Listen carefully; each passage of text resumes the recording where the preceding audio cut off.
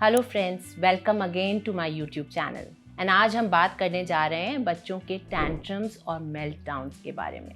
आपने अक्सर देखा होगा बच्चों को टैंट्रम्स थ्रो करते हुए एंड पेरेंट्स बहुत स्ट्रेस में आ जाते हैं, फ्रस्ट्रेट हो जाते हैं एंड उनको समझ नहीं आता कि कैसे डील करें अपने बच्चों के टैंट्रम्स से। अगर आप जानना चाहते हैं कि हम बच्चों के टैंट्रम्स को बेटर वे में कैसे मैनेज कर सकते हैं तो मेरा वीडियो पूरा देखिए और उसको लाइक, शेयर और सब्सक्राइब करना मत भूलिएगा if you find it of value.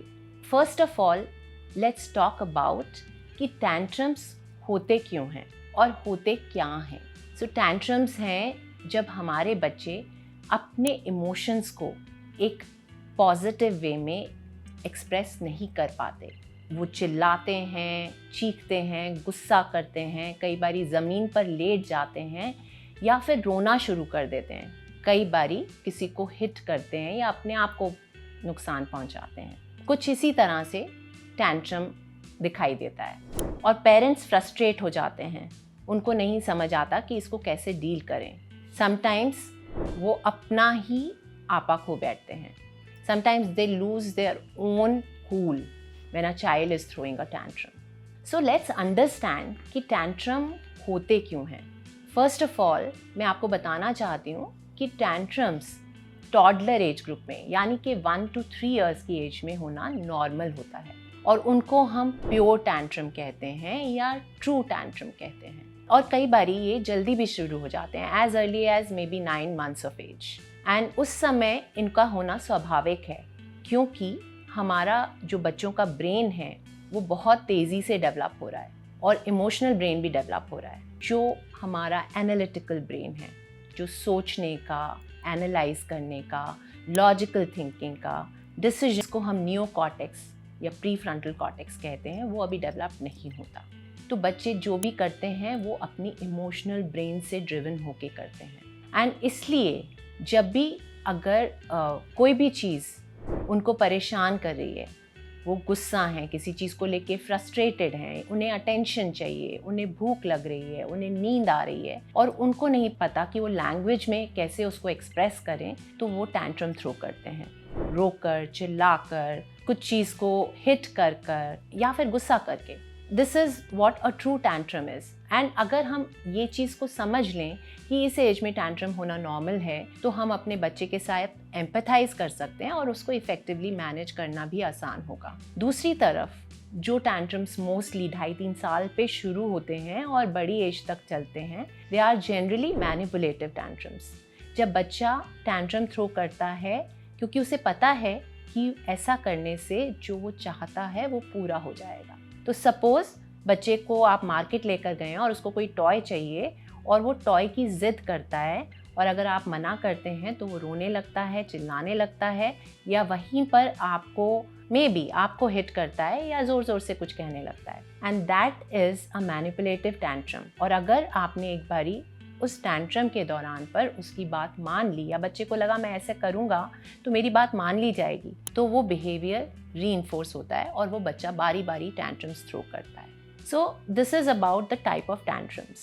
Now, how can we control tantrums या how can we effectively manage tantrums? तो मैनेज करने से पहले हम सीखते हैं कि हम इनको प्रिवेंट कैसे कर सकते हैं। तो देखिए, सबसे पहले बहुत इम्पॉर्टेंट है स्केड्यूलिंग। सो पूरा दिन आप बच्चे का स्केड्यूल करिए, एक रूटीन बनाइए, उठने का रूटीन, खेलने का रूटीन, खाना खाने का रूटीन और सोने का रूटीन। ये 3 चीज़ें बहुत इम्पॉर्टेंट हैं। तो बच्चा अगर बहुत ज़्यादा भूखा होगा या उसे नींद आ रही होगी, बहुत थका हुआ होगा, तो टैंट्रम थ्रो करने की जो प्रोबेबिलिटी है वो बढ़ जाती है।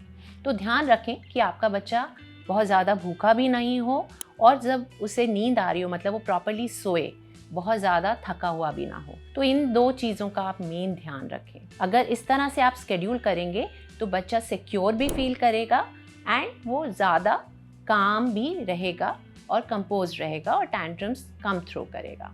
दूसरी चीज़ है, जब अक्सर हम देखते हैं कि हम बच्चों को कहीं बाहर लेके जाते हैं ना तो टैंट्रम्स बढ़ जाते हैं। एक तो उसके लिए वो सराउंडिंग्स जो होती हैं वो अननोन होती हैं, नई होती हैं एंड वहाँ कैसे बिहेव करना है उसको नहीं पता है, या बाहर जाकर उसको कोई चीज़ पसंद आ गई या जैसे वो अगर आप पार्क लेकर गए हैं और उसको खेलने में मज़ा आ रहा है और जब आपको घर आने का टाइम है और बच्चा नहीं सुन रहा है, तो ज़रूरी है कि आप कहीं बाहर लेकर जा रहे हैं बच्चे को, तो सबसे पहले एक्सपेक्टेशन सेट करें और उसको कुछ चॉइसेस भी दें और कॉन्सिक्वेंसेस भी बताएं। तो जैसे एक्सपेक्टेशन का एग्जांपल देते हैं कि अगर आप सपोज़ बच्चे को पार्क लेकर जा रहे हैं, तो उसको पहले से बताइए कि हम 5 बजे वहाँ से लौटेंगे और मैं जैसे ही बेटा तुम्हें बोलूँ ना, तो साथ में आना है, मैं तुम्हें 5 मिनट पहले बता दूँगी। चॉइस दें कि अच्छा ये तुम्हारी मर्ज़ी है कि तुम मेरे हाथ पकड़ के वापस आना चाहती हो या तुम्हें अपने आप एक डक की तरह आना है। सो चॉइस दीजिए। चॉइसेस देने से बच्चे को जो एक ऑटोनॉमी का सेंस होता है, इस समय सेल्फ का सेंस बहुत होता है 1 से 3 साल के बच्चों में कि मैं कर सकता हूँ या मैं इस चीज़ के लिए काबिल हूँ। सो वो उसको एक बूस्ट होएगा।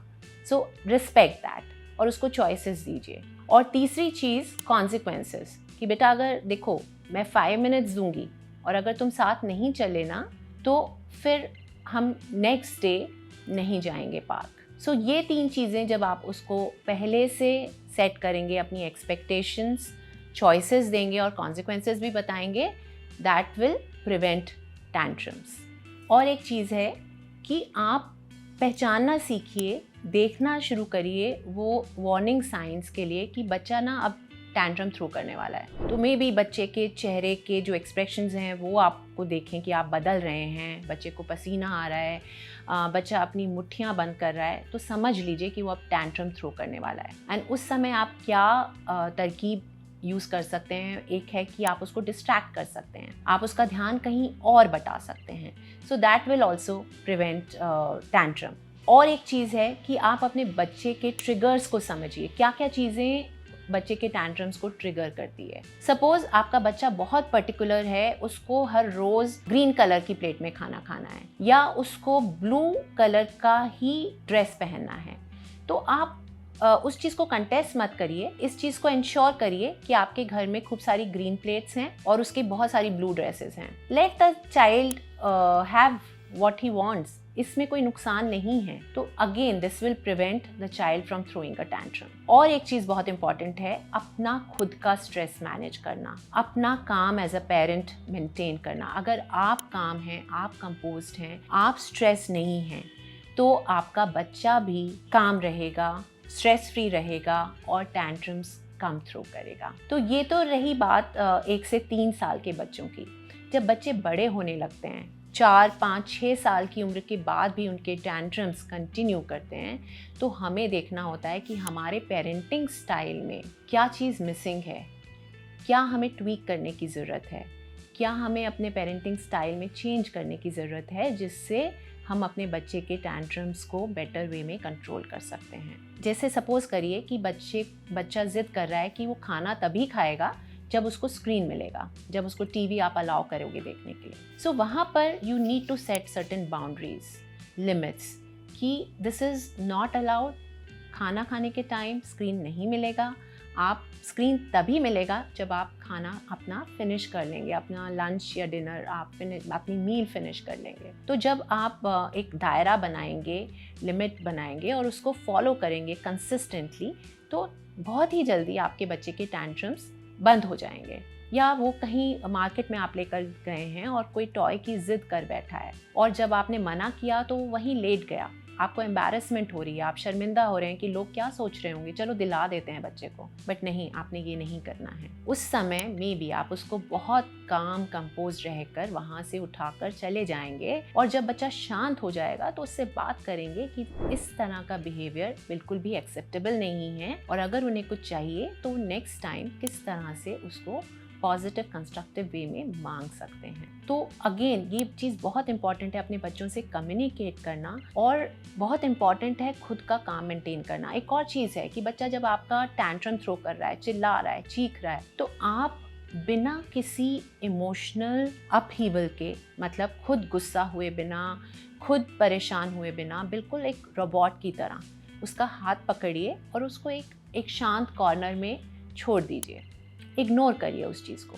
तो जब आप वो इग्नोर करेंगे, उस पर ज़्यादा ध्यान नहीं देंगे, एंड बच्चे का जब चीखना, चिल्लाना, रोना बंद हो जाएगा तब उसको आप वापस ले आइए एंड नॉर्मल बिहेव करिए जैसे कि कुछ हुआ ही नहीं। तो इस तरह से इग्नोर करने से और मे बी टाइम आउट देने से भी टैंट्रम्स की जो सिग्निफिकेंस है और जो उनका इम्पैक्ट है वो कम हो जाता है। दूसरा, मैंने जैसे आपको पहले भी बताया, तो बड़े बच्चों के साथ भी distraction is very effective technique.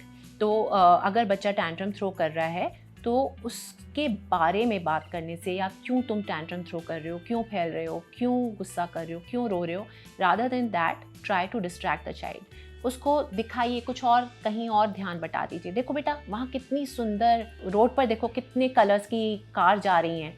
And जैसे जनरली बच्चों को कार्स में या कोई टॉयज़ में इंटरेस्ट होता है तो वो बहुत ही जल्दी डिस्ट्रैक्ट हो जाएगा और जल्द ही भूल जाएगा कि उसको गुस्सा किस बात पर आ रहा था। तो वो भी एक तरीका है टैंट्रम से डील करने का। सो अगेन मैं आपको एक चीज़, अगर ये पूरा एक बहुत शॉर्ट में ये चीज़ को समराइज़ करूँ तो टैंट्रम्स सबसे पहले जानिए कि 1 से 3 साल की उम्र में बच्चों के टैंट्रम्स होना एक नॉर्मल बात है। उनका ब्रेन अभी डेवलप हो रहा है, वो इमोशनल होके और इमोशंस को कंट्रोल करना नहीं जानते हैं, उनका नियोकॉर्टेक्स अभी डेवलप नहीं है। इसलिए उनके साथ एम्पैथाइज करिए, उनको समझिए और अपना काम मेंटेन करते हुए, अपना कंपोस्चर मेंटेन करते हुए, स्ट्रेस फ्री रहते हुए उनको हैंडल करिए। उनकी भूख का, उनकी नींद का, उनकी ज़रूरतों का ख्याल रखिए, क्योंकि अक्सर थके हुए और बहुत जिनको बच्चों को अगर वो हंग्री हैं, भूखे हैं, तो टैंट्रम्स थ्रो करने की प्रोबेबिलिटी बढ़ जाती है। एंड तीसरी चीज़, जब बच्चे बड़े हो रहे हैं तो इग्नोर करिए टैंट्रम्स को और बाउंड्रीज एंड लिमिट्स को कंसिस्टेंटली फॉलो करिए to discipline your child. And remember, जो भी आप कर रहे हैं आप अपने बच्चे के हित में ही कर रहे हैं। फ्रेंड्स, अगर आपको मेरा ये वीडियो अच्छा लगा हो और वैल्यूएबल लगा हो तो प्लीज़ इसको लाइक करना मत भूलिएगा, अपने सभी फ्रेंड्स एंड फैमिली से शेयर ज़रूर करिएगा एंड बेल आइकॉन को हिट करके सब्सक्राइब ज़रूर करिएगा। Thank you so much.